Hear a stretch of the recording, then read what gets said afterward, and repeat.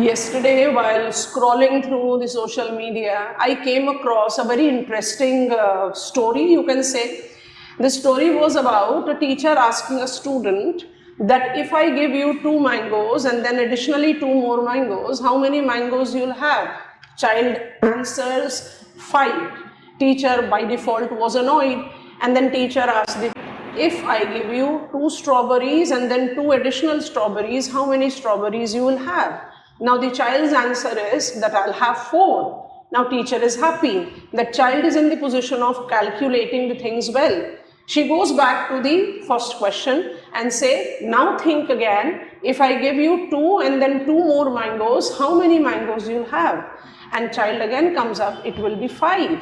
Now visibly annoyed teacher was actually trying to scold the child, but then composed herself and asked, how come that 2 plus 2 mangoes become 5, but 2 plus 2 strawberry remains 4? Child answers, because I have 1 mango in my bag. This is called perspective. This is called perspective of learning. This is called perspective that each one of us have. Whenever you are aspiring to attain something, जो सबसे important चीज़ होती है वो होता है अपना perspective develop करना, perspective की क्लैरिटी रखना. कोई ज़रूरी नहीं है कि आप उस पर्सपेक्टिव को क्लियरली डिपिक्ट कर पाए in front of others. Like this child could not reflect his perspective to the teacher as I am having 1 mango in my hand. आपने जब किसी एक एस्पिरेशन को लेकर अपना course of action chart out किया तो आपके लिए सबसे ज़्यादा इम्पोर्टेंट क्या हो जाता है? You should be clear with your perspective. You should not be mired or deviated by multiple factors that comes across you. It can be challenges, it can be deviative attractiveness or anything of that sort. अपने दिमाग में वो चीज़ रखकर आप हमेशा focused रहते हो. इस एग्जामिनेशन की जो सबसे क्रूशियल थिंग मेरे हिसाब से है वो फोकस है. और फोकस को जनरेट करने का जो सबसे इम्पॉर्टेंट लॉजिक है वो ये है कि आप अपने पर्सपेक्टिव को क्लियर रखें. आपको पता होना चाहिए कि आप क्या करना चाहते हो. आपने अपने दिमाग में एक ब्यूरोक्रेसी के लिए जो भी एस्पिरेशन रखी है वो आपको हमेशा मोटिवेट करते रहे.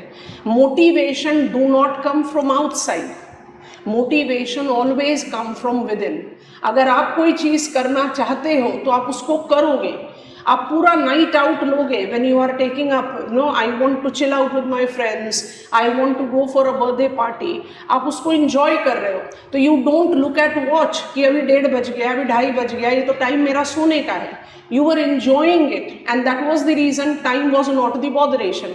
पर अगर आपने कोई एक एक्सटर्नल मोटिवेशन, कोई एक्सटर्नल इम्पोजिशन लेकर किसी चीज़ को इनकलकेट करने की कोशिश की तो आप बहुत जल्दी सैचुरेट होगे. तो इस एग्जामिनेशन के लिए जो सबसे इम्पॉर्टेंट चीज़ है वो अपना पर्सपेक्टिव डेवलप करना और remaining focused. And remaining focused will be correlated with, so I will write perspective है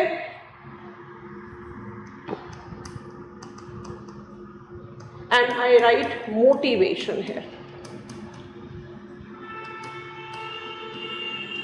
अब now we are into the times जहाँ पर भाई इंफॉर्मेशन ओवरलोड है ना. आपको एक इंफॉर्मेशन चाहिए, आपको उसके बदले में 10 इंफॉर्मेशन मिलती है. तो you have oceans of motivational speakers on different channels.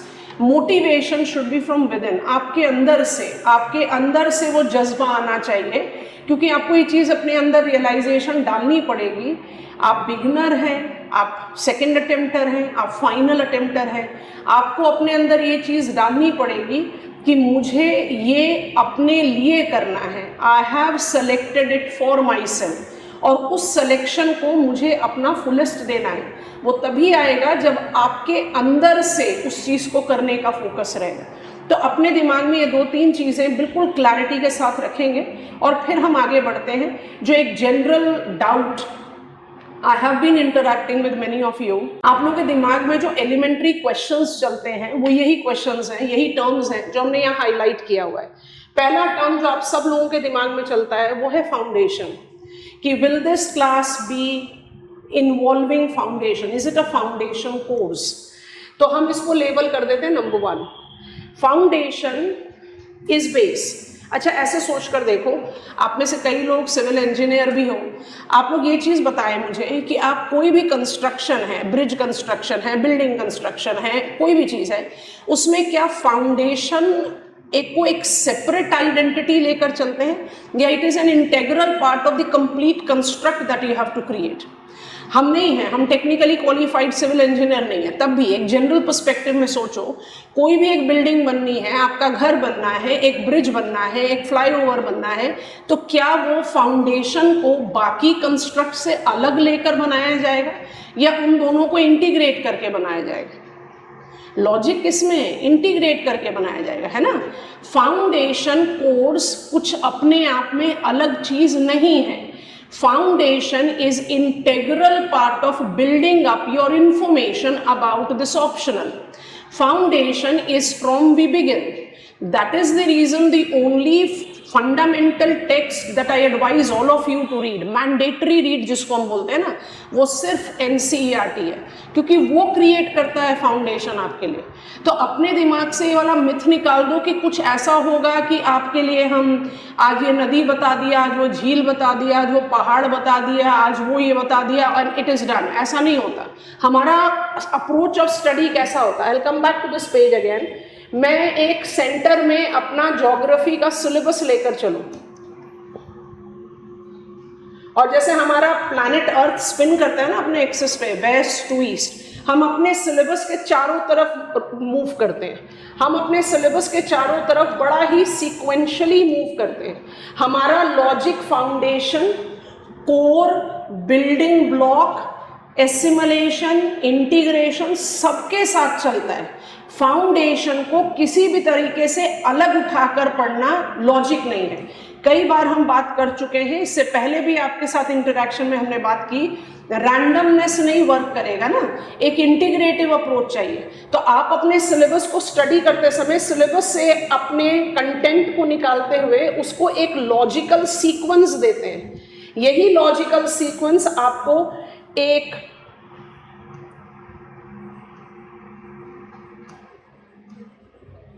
Integration provide करता है, और यही इंटीग्रेशन आपको रिफ्लेक्ट करता है when you start writing the answers, when you right, when you try to give examiner your viewpoint, your perspective about certain asked question। तो अगर आपने रैंडम फैक्ट लेना शुरू किया in the name of foundation, तो आपने कहाँ से वो इंटीग्रेशन डेवलप किया? नहीं कर पाओगे। जब तक आप बिल्डिंग ब्लॉक डेवलप करते चलोगे तब तक बारिश, आंधी, तूफान, कोरोजन, वेदरिंग से आपका फाउंडेशन ही वीक हो चुका। तो foundation and building goes hand in hand. बात समझ में आई? तो फाउंडेशन टर्म को लेकर अपने आप को कंफ्यूज करना छोड़ दो। कोई भी चीज़ फाउंडेशन से ही शुरू होती है। तो मान लो कि कोई एक टॉपिक हम पिकअप कर लेते हैं अपने सिलेबस का, कोई भी एक टॉपिक पिकअप कर लेते हैं। बड़ा ही कॉमन एग्जाम्पल रहता है, काफ़ी पॉपुलर है स्टूडेंट्स के बीच में, कि मान लीजिए कि हमने एक प्रेसिपिटेशन मैकेनिज्म के बारे में ही बात कर ली कि भाई प्रेसिपिटेशन टाइप्स और फॉर्म्स में क्या डिफरेंस है। कॉमन सा क्वेश्चन है। आपको हम प्रेसिपिटेशन कैसे पढ़ाएंगे without giving you understanding of atmospheric moisture? कहीं तो लिंक होगा, क्योंकि भाई प्रेसिपिटेशन की डेफिनेशन तो कहती है amount of moisture falling from the base of the cloud. तो भाई क्लाउड में मॉइस्चर कहाँ से आया? क्लाउड क्या है? तो कहीं तो आप beginning of atmospheric element, atmospheric moisture से ही तो शुरू करोगे। और जब आप एटमॉस्फेरिक मॉइस्चर पढ़ रहे हो तो आप क्या पढ़ रहे हो? आप फाउंडेशन पढ़ रहे हो। और जब आपने फॉर्म्स और टाइप्स ऑफ प्रेसिपिटेशन को डिस्टिंग्विश करना शुरू किया, तब आप क्या कर रहे हो? आप उसके ऊपर बिल्ट ओवर कर रहे हो। जब आपने ये बिल्ट ओवर को अप्लाई कर दिया मैप ऑफ वर्ल्ड में कि भाई इक्वेटोरियल क्लाइमेट में किस टाइप का प्रेसिपिटेशन होना चाहिए, तो आपके दिमाग में इंटीग्रेशन आ गया। इक्वेटोरियल क्लाइमेट में तो सारे साल भर हाई टेम्परेचर रहता है। हाई टेम्परेचर का मतलब होगा कन्वेक्टिव राइज। इसका मतलब प्रेसिपिटेशन टाइप जो है वो कन्वेक्शनल होता है। इसका मतलब मेरे पास रेनफॉल हो सकता है, ड्रिजल हो सकता है, हेल हो सकता है, बट स्नोफॉल, स्लीट और ग्लेस को हम रूल आउट करते हैं। ये होता है इंटीग्रेशन। तो रैंडमनेस को ओवरकम करना इस एग्जामिनेशन की तैयारी का सबसे क्रूशियल स्टेप है after you have derived out your focus. Deriving your focus, देखो आप हमारे साथ तब तक हो जब तक आप अपनी ड्रीम जॉब अटेन नहीं करते।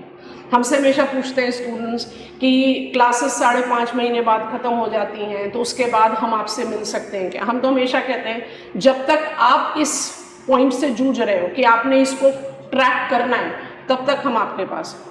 और मेरे पास ज्योग्राफी पढ़ने और पढ़ाने के अलावा कोई काम है नहीं, हम बड़े फुर्सत में रहते हैं। आप जब भी चाहेंगे क्लास खत्म होने के बाद भी तब भी हम आपसे बड़े आराम से इंटरेक्शन में रहेंगे, क्योंकि हमें तो भागना नहीं है ना पिलर्स टू पोल की ये भी कर ले ये भी कर ले। तो हम बड़े फुर्सत में रहने वाले बंदे हैं, आप बड़े आराम से हमसे आके बात कर सकते हो। तो फोकस में, एक मोटिवेशन में, एक सपोर्ट में वो तो हम रहेंगे, लेकिन फोकस जो है वो एक्चुअली एक इंडिविजुअल का जिस्ट है, उसको आपको अपने अंदर से ही जनरेट करना है। तो हम बात करेंगे उन 4 चीज़ों की जो आपको बाहर से मिलने वाली है। तो पहला पॉइंट हुआ फाउंडेशन। मेरे ख्याल से मैंने ये डाउट क्लियर कर दिया कि फाउंडेशन को बिल्डिंग ऑफ द इंफॉर्मेशन से अलग करना रैंडमनेस की निशानी है, और रैंडमनेस में पढ़ाई नहीं होती है, किसी भी कॉम्पिटिटिव एग्जामिनेशन के नहीं होती है, वो तो civil services examination is out of question. तो टर्म फाउंडेशन को लेकर ज़्यादा डाउटफुल नहीं रहना है। दूसरा टर्म, पेज 1 पर दोबारा जाते हैं। दूसरा टर्म जो आप लोगों के दिमाग में बहुत हाइप है वो है मेंटरशिप। अच्छा भाई, अब ये बताओ कि मेंटरशिप का मतलब क्या होता है? Mentor, I am mentor and I want to make you understand something. तो जब हम क्लास में कोई टॉपिक पढ़ रहे हैं, हम आपको कोई कंसेप्ट समझा रहे हैं, या हम प्रीवियस ईयर क्वेश्चंस डिस्कस करते हुए आपको एक फॉर्मेटिंग का नॉर्म बता रहे हैं कि भाई इस क्वेश्चन में एग्जामिनर पूछ रहा है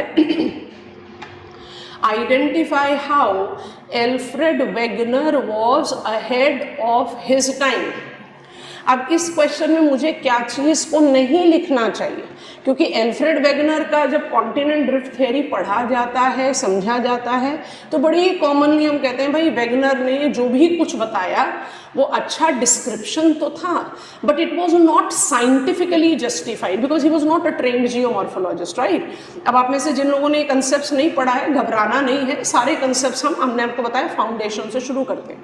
बट अगर मैं आपको बता रही हूँ कि आंसर, इस क्वेश्चन का आंसर आपको लिखना है, हम मेंटरशिप के बारे में बात करें, ठीक है, तो हमारा पॉइंट नंबर 2 के बारे में बात करें। तो जब हम पॉइंट नंबर 2 के बारे में बात करते हैं, जिसको आप कहते हो भाई मेंटरशिप मिलेगी कि नहीं मिलेगी, तो मुझे सबसे पहला ये पॉइंट बताओ कि mentorship is what is been taught, you are been given the lessons in the class. तो जो हमारा पूरा क्लासरूम कवरेज ऑफ सिलेबस है वो तो मेंटरशिप का एक पार्ट हो ही गया है ना। मेंटरशिप का मतलब क्या है? आपको समझाना, आपको बताना, टीच करना, तो क्लासरूम में तो मेंटरशिप हो ही रही है। अच्छा, दूसरी चीज़ जो हम आपको समझा रहे थे कि भाई जब हम प्रीवियस ईयर क्वेश्चंस लेते हैं या हम असाइनमेंट क्वेश्चंस लेते हैं, because I give you assignment questions very regularly, तो हम आपको बताते हैं कि भाई इस आंसर का कैसा स्ट्रक्चर होना चाहिए, how to format the answer. Formatting the answer या structuring the answer is the crucial thing about mentorship, क्योंकि अल्टीमेटली तो आप एक एग्जामिनेशन की तैयारी कर रहे हो ना। एग्जामिनर को कैसे समझाओगे कि आपको ये टॉपिक समझ में आ गया? एग्जामिनर क्यों सेलेक्ट करे आपको हज़ारों स्टूडेंट्स के बीच में से? एग्जामिनर आपको हज़ारों स्टूडेंट्स, हज़ार इसलिए बोल रहे हैं क्योंकि मेन की बात करें, हज़ारों स्टूडेंट्स के बीच में से सेलेक्ट इसलिए करेगा क्योंकि एग्जामिनर को आपने कन्विंस किया अपने थॉट प्रोसेस से। तो क्या जब आप आंसर स्ट्रक्चरिंग में मदद ले रहे हो, हम आपकी मदद कर रहे हैं, तो वो मेंटरशिप नहीं है। मेंटरशिप क्या कोई अलग से कोई हुआ है? मेंटरशिप कोई क्या अलग से एक जेनरेटेड, एक कस्टमाइज काइंड ऑफ एंटिटी है जो अलग से आएगी आपकी तैयारी में? टर्म्स के झांसे में पढ़ना गलत है, क्योंकि आप खुद समझो, और हम इसमें ये पॉइंट तो जरूरी ऐड करेंगे। When I talk about mentorship I talk about single-handed mentorship, और ये वो स्पेशलिटी है जो कोई और सेंटर मेरे मुकाबले में नहीं खड़ा कर सकता, and I openly challenge it. आज की डेट में मुझे कोई भी ऐसा सेंटर बता दो जहां पर एक पूरे ऑप्शनल को एक टीचर हैंडल कर रहा है, from teaching to making question paper to evaluating to doubt clearing to solving out your problems, everything. इससे बढ़िया मेंटरशिप आपको और क्या चाहिए भाई? मेंटरशिप भी कहीं से कुछ एक अलग चीज़ नहीं है। अगर आप कॉम्पिटिटिव एग्जामिनेशन के लिए एक सब्जेक्ट को तैयार करने के लिए XYZ किसी के पास भी जाते हो, वो बाय डिफ़ॉल्ट आपको मेंटर कर रहा है। अब यहाँ पर सिंगल हैंडेड का बेनिफिट क्या होता है, इसको भी बहुत ध्यान से समझो। अच्छा, आप एक बात बताओ, आपने जैसे आप डिफरेंट टेक्स्ट बुक्स को लेते हो, हर रैंक होल्डर, आप सबको हमेशा सजेस्ट किया हमने, हमारा रीजनल प्लानिंग में एक अप्रोच है, एक को बोलते हैं ट्रिकल डाउन, एक को बोलते हैं बॉटम अप। और अक्सर जब भी हम इस टॉपिक को कवर करते हैं क्लास में, हम हमेशा एग्जांपल दे देते हैं आपके सिविल सर्विसेज सक्सेसफुल कैंडिडेट्स की। जो ट्रिकलिंग डाउन है वो हेल्पिंग हैंड है, कि भाई आपके सीनियर्स ने, आपके पेरेंट्स ने, आपके टीचर्स ने आपको हेल्पिंग हैंड दिया है ना। उस हेल्पिंग हैंड को लेकर आपने अपने आप को कितना ग्रूम किया, आपने अपने आप को कितना मोल्ड किया, आपने अपने आप को कितना केपेबल बनाया, वो केपेबिलिटी डिटरमाइन करता है आपकी वर्क एफिशिएंसी, आपकी efficiency to face the questions. उसको बोलते हैं बॉटम अप। कि भाई प्रधानमंत्री ग्राम सड़क योजना तो 100% यूनियन स्पॉन्सर्ड प्रोग्राम है, बिल्कुल है, वर्ल्ड बैंक से सपोर्टेड है, एक्सीलेंट। पर क्या प्रधानमंत्री ग्राम सड़क योजना का उतना सक्सेस हो पाता जितना हुआ हमारे कंट्री में अगर permissible activity under Mahatma Gandhi NREGA में आप उसको इंक्लूड नहीं करते, अगर आप उसको ग्राम पंचायत के वर्किंग डोमेन में बॉटम अप अप्रोच से एसोसिएट नहीं करते कि construction of rural road, maintenance of rural road will be the jurisdiction of the gram panchayats, that they will be mobilizing the people towards maintaining that। सोच कर देखो, इसलिए बार बार बोलते हैं information given, information received and information implemented, तीन अलग अलग चीज़ें हैं, रिलेट करती हैं एक दूसरे से लेकिन अलग है। इसलिए सिंगल हैंडेड अप्रोच जो एक हम हैं, बस I am the face, I am not the face just for you to take admission, I will be the face till the end of where you want to end your journey. जहाँ पर हमारा class खत्म हो जाता है वहाँ पर आपका जर्नी हम खत्म नहीं मानते।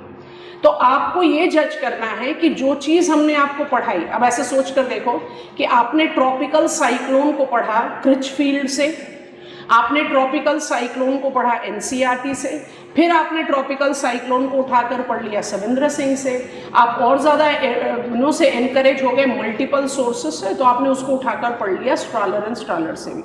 अब जब DS लाल से अब अगर आप कंफ्यूज हो गए तो इसमें किसकी गलती है? आपकी। क्योंकि NCERT का ट्रॉपिकल साइक्लोन स्ट्रक्चर मैकेनिज्म या सविंद्र सिंह का ट्रॉपिकल साइक्लोन स्ट्रक्चर मैकेनिज्म या DS लाल का या क्रिचफील्ड का क्यों अलग होगा भाई? खाली अप्रोच ही तो अलग होगा। तो हम आपको पढ़ाकर चले जाएं और कोई दूसरा मेरा रिप्रेजेंटेटिव आ जाए, आ जाओ भाई हम आ रहे हैं आपकी मेंटरशिप के लिए, आपको क्या क्या डाउट है आओ हम डाउट क्लियर करेंगे, तो क्या वो कंपैटिबिलिटी बन पाएगी? नहीं बनेगी। इसलिए एक मंत्र अपने दिमाग में रखना, और ये UPSC के सारे सक्सेसफुल कैंडिडेट्स आपको बताएंगे, टॉपर स्टॉक सुना करो अपने इंस्पिरेशन के। आप इंस्पायर कर सकते हो अपने आप को, सक्सेस स्टोरी आप अपनी खुद लिखोगे, और जब आप वो टॉपर स्टॉक सुनोगे तो उनका सबका, लगभग सबका एक पॉइंट होता है,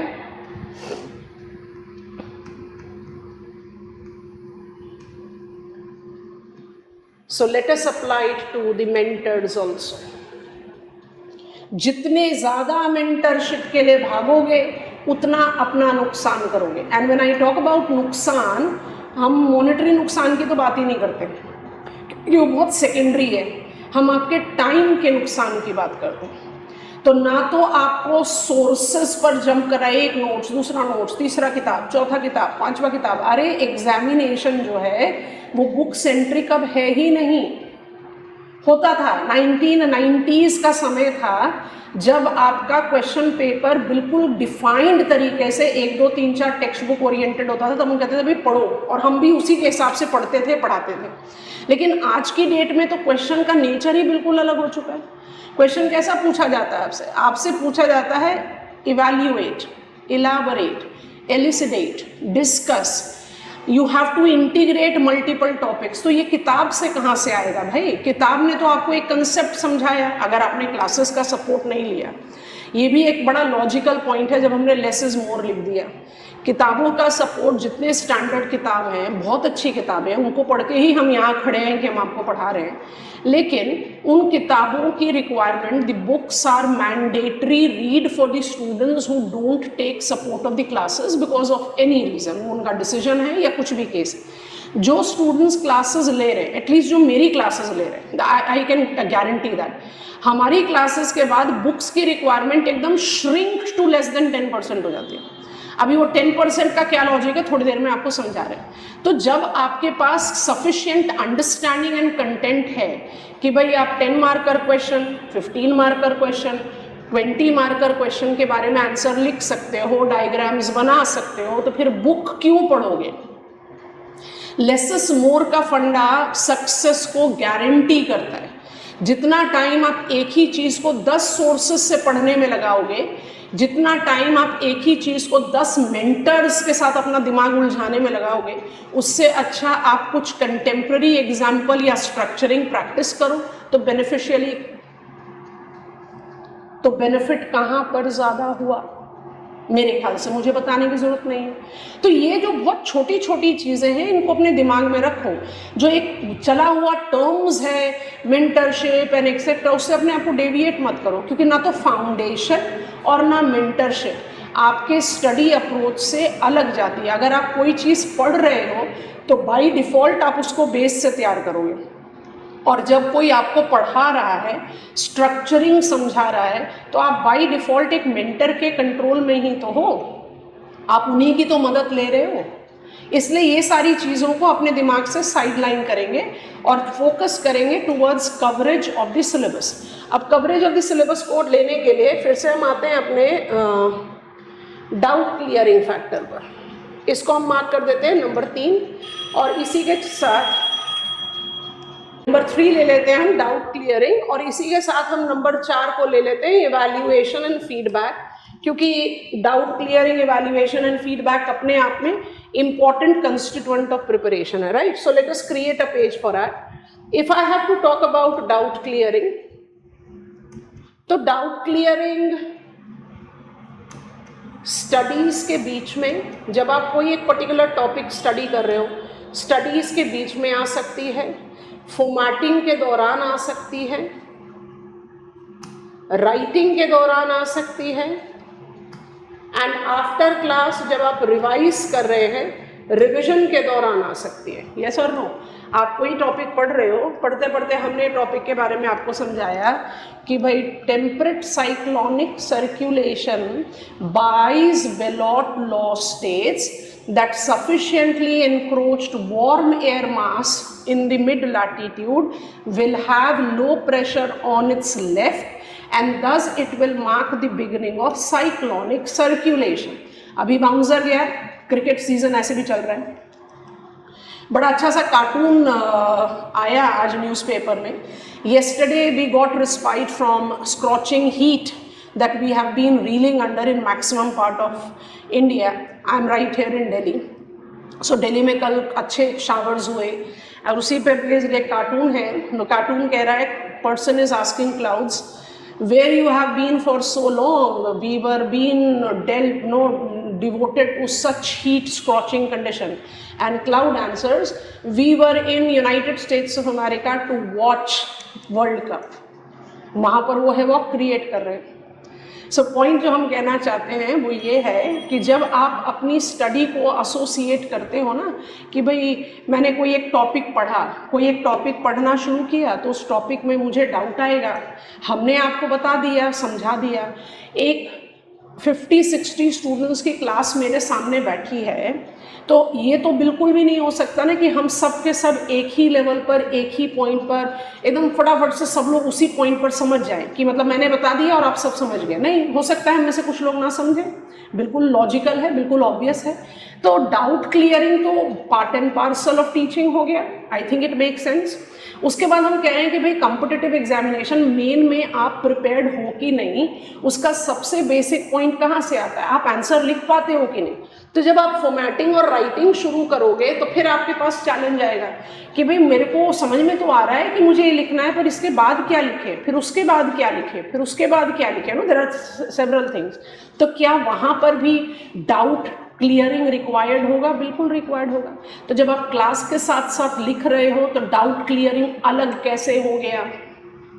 M I making sense class? तो ये सब जो टर्म्स बनाए गए हैं ना, ये कहीं पर हम बड़े क्रूड शब्द का इस्तेमाल कर रहे हैं, but I think it make sense. ये सब आपको बुद्धू बनाने के लिए बनाए गए कि मेंटरशिप होती है जी हमारे यहाँ पर, फाउंडेशन कोर्स होता है, डाउट क्लियरिंग सेशन होते हैं। अरे भाई, इनके बिना पढ़ाई कैसे करोगे? तो ये सारी चीज़ें इंटेग्रल पार्ट है, इनके बिना तैयारी नहीं होती है। और उसी पॉइंट पर जब हम बात करते हैं फीडबैक एंड इवैल्यूएशन की, क्योंकि आपने अपनी सारी डाउट क्लियरिंग कर ली और उसके बाद आपने कुछ चीज़ें लिखी, आप कोई भी चीज़ लिख रहे हो, आप आंसर फॉर्मेट कर रहे हो, आप एक शॉर्ट लेंथ आंसर लिख रहे हो, आप जज करवाना चाहते हो कि मैंने टाइम स्पेस लिमिट को तो मैनेज किया, डायग्राम भी बनाए, क्या ये एग्जामिनेशन लेवल का है, इसको कौन इवैल्यूएट करेगा? बाय डिफॉल्ट हम करेंगे, नहीं तो हमने तो आपकी तैयारी करवाई ही नहीं। Are you getting it? So ये सारी चीज़ें जो हैं ये सब इंटेग्रल हैं, ये सारी चीज़ें अलग अलग नहीं हैं।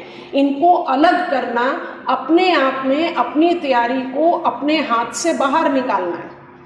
इसलिए बहुत ध्यान से समझना अब हम क्या बोल रहे हैं। आंसर राइटिंग, ये भी एक बड़ा इंटरेस्टिंग टर्म है जो सारे स्टूडेंट्स के दिमाग में। आंसर राइटिंग, क्या हमें डेली आंसर राइटिंग करवाओगे? अब इसको ऐसे करके जज करो। Answer writing is class assignment, answer writing is sectional test, answer writing is comprehensive test and star mark.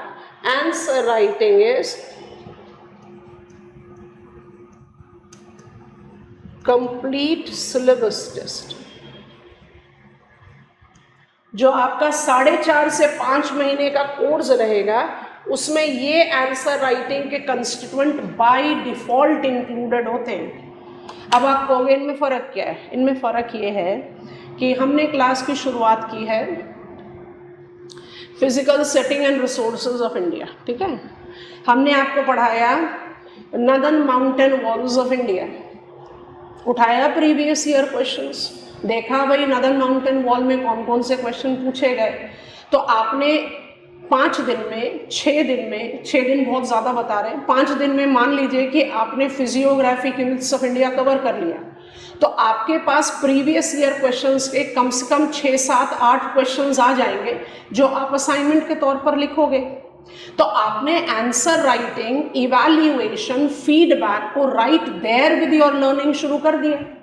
आप रुके नहीं कि भाई पहले मैं सिलेबस कवर कर लूँ उसके बाद मैं लिखना शुरू करूँगा, ना, आपने उस प्रोसेस को एक इंटीग्रेटिव अप्रोच दिया। आपने टॉपिक कवर किया और आप उसको लिखना शुरू कर रहे हो। हम सब अग्री करेंगे कि आपने एक टॉपिक पढ़ा, इसको ज़रा ध्यान से सुनना क्लास। आपने हिमालयाज पढ़कर हिमालयाज पर आंसर लिखा वर्सेस आपने पूरा सिलेबस कवर करने के बाद हिमालयाज पर आंसर लिखा, इसमें बड़ा डिफरेंस हो जाएगा।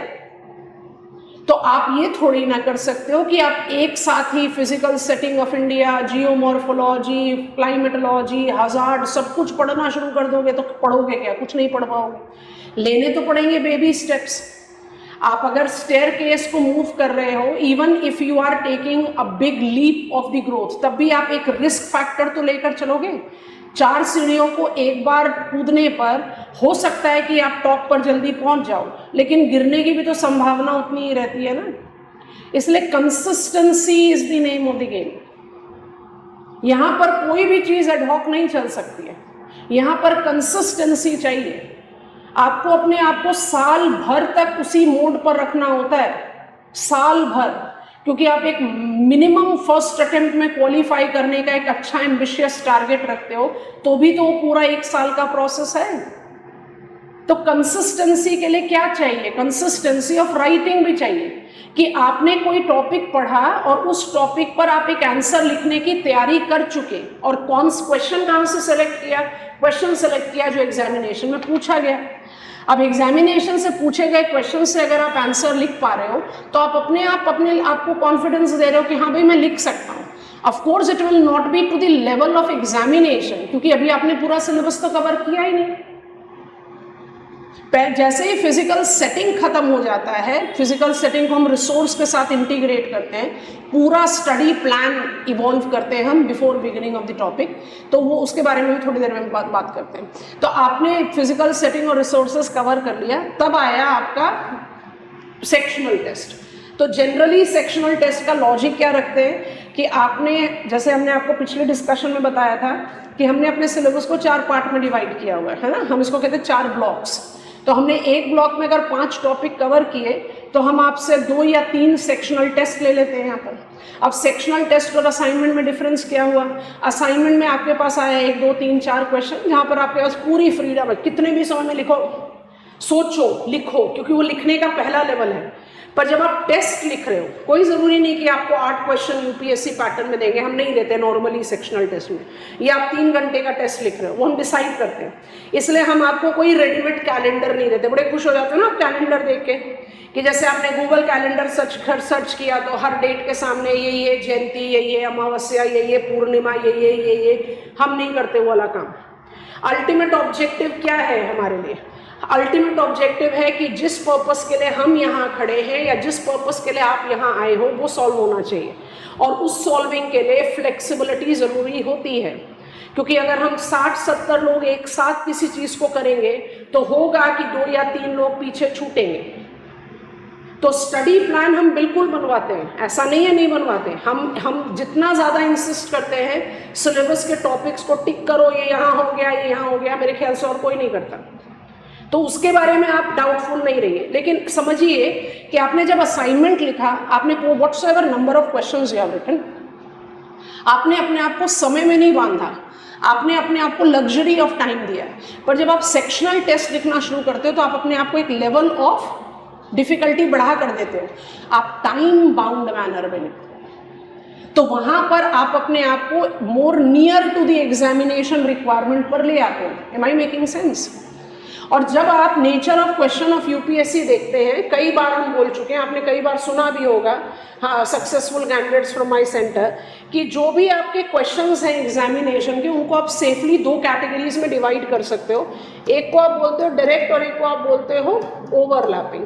हम उसको पैसिव क्वेश्चन भी बोलते हैं, इनडायरेक्ट क्वेश्चन भी बोलते हैं। ओवरलैपिंग में मल्टीपल टॉपिक्स का भी ओवरलैप हो सकता है, और ओवरलैपिंग में कंटेम्प्रेरी थिंग्स का भी ओवरलैप हो सकता है, दोनों चीज़ें हो सकती हैं। अब अगर आप दोनों ही चीज़ों को जज करके एसोसिएट करो तो आप क्या नोटिस करोगे? आप ये नोटिस करोगे कि जब आपने एक टॉपिक कवर किया तो you are in the position of taking reference of that topic का डायरेक्ट क्वेश्चन, और जैसे जैसे आप सिलेबस कंप्लीशन के पास पहुंचते जाते हो, you are in the position of integrating to slope analysis approaches are insufficient towards landslide risk mitigation hazard. दोबारा से, slope analysis approaches are insufficient towards mitigating landslide related hazard. कुछ इसी फ्रेम का question geomorphology में पूछा गया है। अगर आप इस क्वेश्चन को थोड़ा सा डिवाइड करके देखो तो एक पार्ट तो जियोमॉर्फोलॉजी का है और दूसरा पार्ट है hazard risk mitigation, that to landslide. तो हो गया ना ओवरलैपिंग। जब आप जियोमॉर्फोलॉजी पढ़ रहे हो तब आप लैंडस्लाइड थोड़े ना पढ़ रहे हो। तो इन जो ये वाला आपका आता है comprehensive and full length test, ये जो आपका ब्लॉक आता है ना comprehensive and full length test, ये लॉजिक देता है वो ओवरलैपिंग क्वेश्चंस को हैंडल करने। तो जब आप feedback, mentorship, evaluation, doubt clearing. तो डाउट तो हर लेवल पर बनता ही जाएगा। जैसे जैसे आप अपनी डिफ़िकल्टी लेवल बढ़ाते जाओगे लिखने की, समझने की, तो डाउट क्लियरिंग तो चाहिए। तो कैसे अलग करोगे इसको?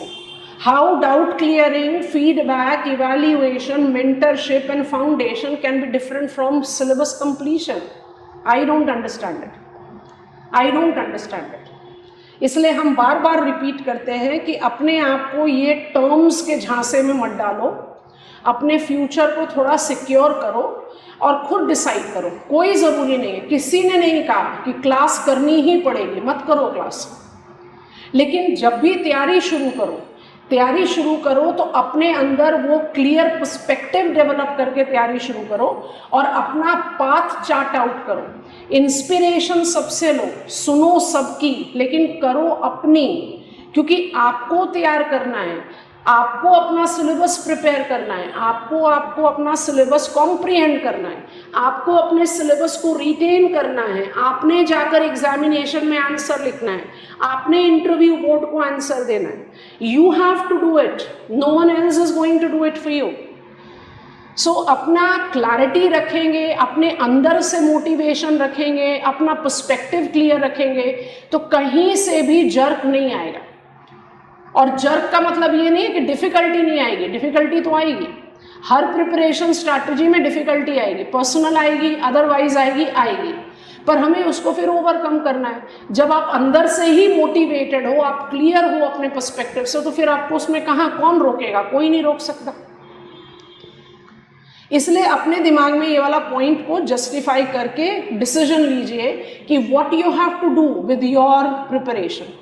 ज्योग्राफी ऑप्शनल के लिए I have been there for 23 years now. इन 23 सालों में हमने काफ़ी अच्छी तरीके से अपने सेंटर के नाम को जस्टिफाई किया है। Direction, I have been giving direction and I have got series of, and I'm so humbled and obliged to say so, quality students आए, हमने उनको डायरेक्शन दिया, उन्होंने अपना ड्रीम जॉब अटेन किया। वही एक मोटिवेशन है हमारे लिए that I want to continue to be the same, and that is the reason geography remains and will continue to remain my specialty। हम इसके बियॉन्ड जाएंगे नहीं, हम कभी असिस्टेंस कल्चर शुरू करेंगे नहीं। एक इकोलॉजी में टर्म है और हम हमेशा क्लास में बोलते हैं, इट इज़ कॉल्ड इकोलॉजिकल निच। इसके बहुत सारे डायमेंशन होते हैं, बट एक बड़ा बेसिक सा पॉइंट होता है इकोलॉजिकल निच का। व्हाट इज़ द रोल, एक एलिमेंट्री पॉइंट बता रहे हैं, what is the role an organism plays in the ecosystem. Of course I have got an factor niche also, trophic niche भी होता है, बहुत सारे होते हैं, बट जो बहुत एलिमेंट्री डेफिनेशन है, what is the role that an organism plays. तो I always say desert biome को मोस्ट फ्रजाइल बायोम इसलिए बोलते हैं क्योंकि वहाँ पर निच डाइवर्सिटी बहुत हाई है। मतलब हर ऑर्गेनिज्म को बहुत सारे टास्क करने पड़ते हैं, because biodiversity is less. So in direction niche diversity is immense, because I am the only person who will be handling everything that you need to do to prepare your geography option. So I take the responsibility. Responsibility is not bounced from one person to other at the stake of your future. I take responsibility कि आप यहाँ पर हैं तो you are preparing your optional geography completely, every topic. And when I से every topic, आप बहुत आराम से नोटिस करेंगे जैसे जैसे हम आगे बढ़ेंगे, हर टॉपिक, कोई भी ऐसा टॉपिक नहीं होता जो हम कहते हैं क्लास में नहीं करेंगे।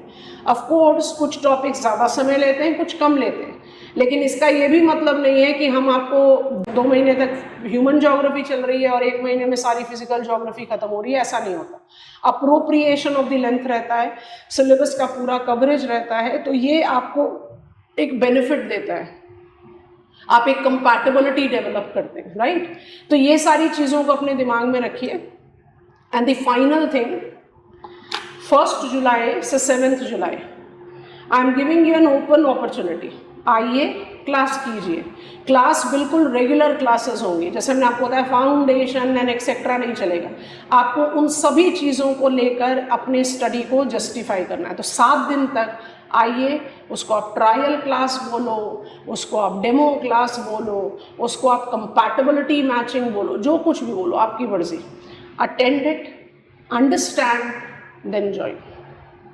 और ये सारी चीज़ें अपने दिमाग में रख कर चलोगे तो ही काम आसानी से बनेगा। अब एक और चीज़ before I bid you goodbye, जो हम स्टडी प्लान या कोर्स की बात करते हैं वो हम कुछ इस तरह से आपको बताते हैं। एक बहुत ही बेसिक सा आपको, हम इससे ज़्यादा इलाबोरेट देते हैं। जैसे हमने आपको कहा कि हम इंडिया फिजिकल सेटिंग से शुरू करेंगे, तो इंडिया फिजिकल सेटिंग के आपके physiographic region, climatic region, drainage system, biome, soil of India, ऐसे इंटीग्रेट करके, और उसमें आपको जो रीडिंग रेफरेंसेस हम हमेशा बताते हैं, ये तो ऐसी टेक्स्ट बुक है जिसको आपने मैंडेटरी लेकर ही चलना है, इसके बिना काम नहीं बनना। और उसके साथ हम कुछ असाइनमेंट क्वेश्चंस भी रेफर करते हैं, and then we divide out the previous year question. हमारा क्वेश्चन पेपर एनालिसिस 1991 से है, सो 1991 से लेकर 2023 तक उस टॉपिक पर कौन कौन से क्वेश्चन पूछे गए, ये तो आपको एक रेडीमेड इन्फॉर्मेशन मिल जाती है। और इस रेडीमेड इन्फॉर्मेशन के साथ आप अपने आप को एक कोर्स ऑफ एक्शन देते हो। तो इन चीज़ों को अपने दिमाग में रखो। हम आपको कोई भी फ्लारी पीपीटी ऑफ ये फ्लैशिंग इन्फॉर्मेशन, ये 16 घंटे में इसको ख़त्म कर देंगे, 20 घंटे में इसको ख़त्म कर देंगे, 365 दिन बचे हुए हैं, हम इन सारी चीज़ों में नहीं पढ़ते। 5.5 से 6 महीने में कोर्स ख़त्म करना है। कोर्स ख़त्म ऐसे करना है कि जिसमें सिर्फ हमने नहीं बम्बार्ड किया, आपने उसको रिसीव करके एसिमुलेट भी किया। कुछ कुछ टॉपिक हमेशा ही ऐसे रहेंगे जिसमें आपको लगेगा कि मैं थोड़ा सा पीछे छूट गया हूँ, तो उसको आपने इवेंचुअली कवर अप करना है। उसके लिए भी mentorship, doubt clearing, I will be there. So I repeat again, 1 जुलाई से लेकर, and all those who are enrolled, ऐसा नहीं है कि क्लास नहीं शुरू हो रही है, क्लास शुरू हो रही है। 1 जुलाई से लेकर 7 जुलाई तक ओपन क्लासेस हैं। डेमो क्लासेस बोलो, ओरिएंटेशन क्लास बोलो, आइए, ज्वाइन कीजिए, डिफरेंस समझिए, and then come and join me. I think I'm done with today's session. Bye-bye. All the best.